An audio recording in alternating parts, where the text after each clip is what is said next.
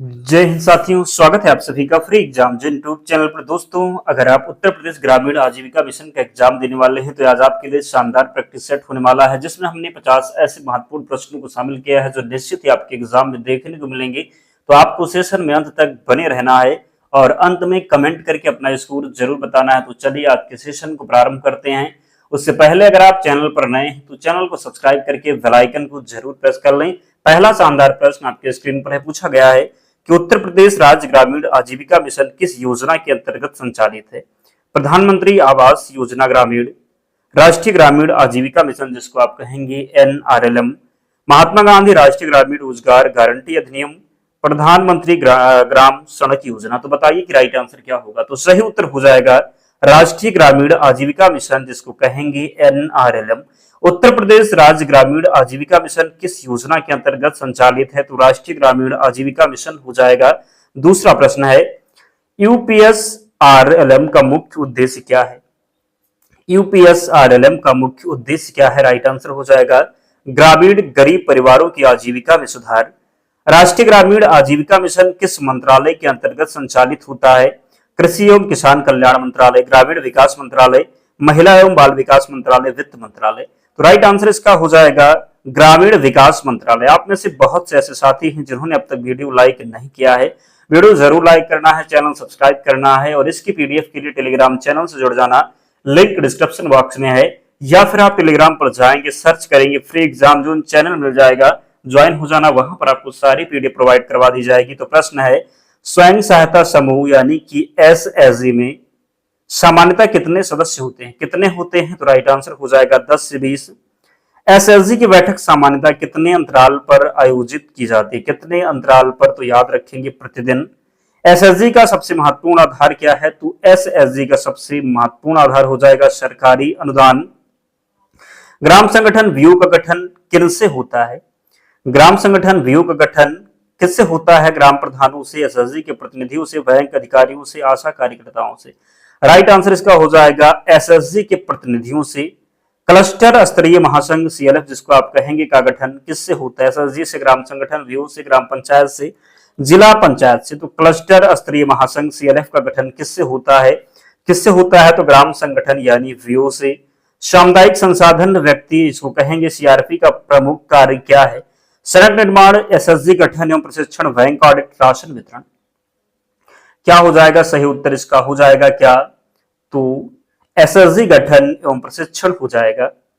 SSG की नियमित बचत का मुख्य उद्देश्य क्या है? SSG की नियमित बचत का मुख्य उद्देश्य क्या है? जल्दी से कमेंट कीजिए, बताइए। चुनाव लड़ना, आंतरिक ऋण उपलब्ध कराना, कर भुगतान, भवन निर्माण। तो SSG की नियमित बचत का मुख्य उद्देश्य क्या है?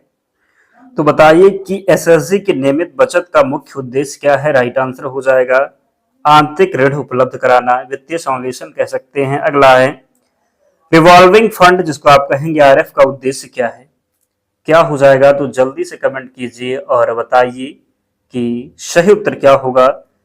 रिवॉल्विंग फंड जिसको RF कहेंगे का उद्देश्य क्या है? क्या हो जाएगा? तो राइट आंसर होगा समूह की वित्तीय गतिविधियों को बढ़ावा देना। CIF का पूर्ण रूप क्या है? CIF का जो पूर्ण रूप हो जाएगा ये कम्युनिटी इन्वेस्टमेंट फंड हो जाएगा। अगला है वित्तीय समावेशन का अर्थ क्या है? वित्तीय समावेशन का अर्थ क्या है? तो वित्तीय समावेशन का अर्थ हो जाएगा क्या? तो सभी बात करेंगे सभी को बैंकिंग सेवाओं से जोड़ना। अगला है बैंक सखी का प्रमुख कार्य क्या है? बैंक सखी का प्रमुख कार्य हो जाएगा बैंकिंग सेवाएं गांव तक पहुंचाना। बीमा सखी किससे संबंधित है? तो बीमा सखी किससे संबंधित है? बैंकिंग, बीमा सेवाएं, कृषि, पोषण। तो बीमा सखी की बात करेंगे तो ये बीमा सेवाएं हो जाएंगी किससे? तो बीमा सेवाएं। नेक्स्ट है कृषि सखी का कार्य क्या है? कृषि सखी का कार्य हो जाएगा आधुनिक कृषि तकनीकों का प्रसार। पशु सखी का संबंध किस क्षेत्र से है? तो पशु सखी का जो संबंध हो जाएगा ये किस क्षेत्र से है? तो पशुपालन से है। पोषण सखी का उद्देश्य क्या है? तो पोषण सखी का उद्देश्य होगा क्या? तो कुपोषण कम करना। SSG का बैंक से जुड़ाव क्या कहलाता है? SSG का बैंक से जुड़ाव बैंक लिंकेज हो जाएगा। SSG में ऋण वितरण का निर्णय कौन लेता है? SSG में ऋण वितरण का निर्णय कौन लेता है? ग्राम प्रधान, समूह के सदस्य, बैंक प्रबंधक, वीडियो। तो SSG में ऋण वितरण का जो निर्णय लेगा ये कौन लेगा? तो समूह के सदस्य लेंगे। कौन? तो समूह के सदस्य। एनआरएलएम का नया नाम क्या है? पिछले वीडियो में हमने बताया था, अगर आपने ध्यान से देखा होगा तो आपको पता होगा एनआरएलएम का जो नया नाम है ये DAY एनआरएलएम हो जाएगा। डे का पूर्ण रूप क्या है? डे का पूर्ण रूप क्या हो जाएगा? दीनदयाल अंत्योदय योजना, डेवलपमेंट एक्शन योजना, डिजिटल असिस्टेंस योजना, डिस्ट्रिक्ट अंत्योदय योजना। राइट आंसर होगा दीनदयाल अंत्योदय योजना। डे का पूर्ण रूप क्या होगा? दीनदयाल अंत्योदय योजना। एसएसजी में निर्णय लेने की प्रक्रिया कैसी होती है? कि व्यक्ति द्वारा, सर्वसम्मति बहुमत से, केवल अध्यक्ष द्वारा, केवल सचिव द्वारा। एसएसजी में निर्णय लेने की प्रक्रिया कैसी होती है? एसएसजी में निर्णय लेने की प्रक्रिया कैसी होती है? याद रखेंगे। राइट आंसर इसका हो जाएगा सर्वसम्मति बहुमत से। किससे? तो सर्वसम्मति बहुमत से। ग्राम संगठन यानी वीओ का मुख्य उद्देश्य क्या है? ग्राम संगठन वीओ का मुख्य उद्देश्य हो जाएगा एसएसजी को सशक्त बनाना। अगला है सीएलएफ किस स्तर पर कार्य करता है? ग्राम स्तर, क्लस्टर स्तर, जिला स्तर या फिर राज्य स्तर। सीएलएफ की बात करेंगे तो ये कार्य करता है क्लस्टर स्तर पर। किस पर? तो क्लस्टर स्तर। राइट आंसर होगा। स्वयं सहायता समूह यानी एसएसजी की सदस्यता सामान्यता किसे दी जाती है?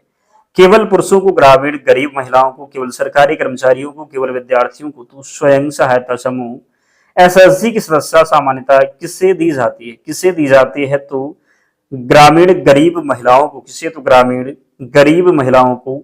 एसएसजी का बैंक खाता सामान्यता किसके नाम से खोला जाता है? ग्राम प्रधान, स्वयं सहायता समूह, वीडियो सचिव, ग्राम पंचायत। एसएसजी का बैंक खाता सामान्यता किसके नाम से खोला जाता है? किसके नाम से? तो राइट आंसर होगा स्वयं सहायता समूह। एसएसजी के खातों का संधारण कौन करता है? बैंक मैनेजर, बुक कीपर, सचिव, ग्राम प्रधान, लेखपाल। एसएसजी के खातों का संधारण कौन करता है? कौन करता है? राइट आंसर बुक कीपर, सचिव हो जाएगा। एसएसजी का मुख्य उद्देश्य क्या है? चुनाव लड़ना, आर्थिक एवं सामाजिक सशक्तिकरण, सड़क बनाना, टैक्स वसूली। एसएसजी का मुख्य उद्देश्य क्या है? एसएसजी का मुख्य उद्देश्य होगा आर्थिक एवं सामाजिक सशक्तिकरण। एसएसजी में आंतरिक ऋण किस आधार पर दिया जाता है? एसएसजी में आंतरिक ऋण दिया जाता है आवश्यकता एवं समूह के निर्णय के आधार पर। यूपीएसआरएलएम में वित्तीय साक्षरता का उद्देश्य क्या है? बैंकिंग एवं बचत की जानकारी देना, केवल ऋण देना, केवल बीमा करना, केवल पेंशन देना। तो यूपीएसआरएलएम में वित्तीय साक्षरता का उद्देश्य क्या है? क्या हो जाएगा? तो राइट आंसर होगा बैंकिंग एवं बचत की जानकारी देना। आजीविका मिशन का प्रमुख फोकस किस पर है? आजीविका मिशन का प्रमुख फोकस हो जाएगा महिला सशक्तिकरण पर। किस पर? तो महिला सशक्तिकरण। याद रखेंगे। स्वयं सहायता समूह में नियमित बचत का लाभ क्या है? स्वयं सहायता समूह में नियमित बचत का लाभ क्या है? समूह की वित्तीय मजबूती, सदस्य संख्या बढ़ाना, चुनाव जीतना, सरकारी नौकरी मिलना। तो बताना है कि स्वयं सहायता समूह वित्तीय बचत का लाभ क्या है? वित्तीय बचत का लाभ हो जाएगा समूह की वित्तीय मजबूती। अगला है बैंक लिंकेज का मुख्य लाभ क्या है? बैंक से ऋण एवं अन्य वित्तीय सेवाएं प्राप्त होना, मुफ्त मकान मिलना, मुफ्त बिजली मिलना, मुफ्त शिक्षा मिलना। तो बैंक लिंकेज का मुख्य लाभ क्या है? बैंक लिंकेज का मुख्य लाभ हो जाएगा बैंक से ऋण एवं अन्य वित्तीय सेवाएं प्राप्त होना। एसएसजी की बैठक में सबसे महत्वपूर्ण क्या है? उपस्थिति एवं कार्यवाही, रजिस्टर, भोजन व्यवस्था, चुनाव, मनोरंजन। एसएसजी की बैठक में सबसे महत्वपूर्ण क्या है? तो एसएसजी की बैठक में सबसे महत्वपूर्ण हो जाएगा उपस्थिति एवं कार्यवाही, रजिस्टर हो जाएगा। कम्युनिटी रिसोर्स पर्सन, जिसको सीआरपी कहेंगे, का चयन सामान्यता किससे किया जाता है? एसएसजी सफल एसएसजी सदस्यों से, ग्राम प्रधान से, लेखपाल से। राइट आंसर इसका हो जाएगा सफल एसएसजी सदस्यों से। अगला है स्वयं सहायता समूह की सफलता का प्रमुख आधार क्या है? स्वयं सहायता समूह की सफलता का जो प्रमुख आधार हो जाएगा ये नियमित बैठक एवं बचत हो जाएगा। डे एनआरएलएम का प्रमुख लक्ष्य क्या है? डे एनआरएलएम का प्रमुख लक्ष्य जो हो जाएगा ये क्या होगा? तो याद रखेंगे राइट आंसर होगा ग्रामीण गरीब परिवारों की आय बढ़ाना। क्या? तो ग्रामीण गरीब परिवारों की आय बढ़ाना। एसएसजी में नेतृत्व का चुनाव किसके द्वारा किया जाता है? किसके द्वारा? तो वह समूह के सदस्य के द्वारा। किसके द्वारा? समूह सदस्य। यूपीएसआरएलएम के अंतर्गत उद्यमता को बढ़ावा देने का उद्देश्य क्या है? स्वरोजगार बढ़ाना, केवल सरकारी नौकरी देना, केवल कृषि करना, केवल व्यापार करना। तो यूपीएसआरएलएम के अंतर्गत उद्यमता को बढ़ावा देने का उद्देश्य क्या है? क्या होगा?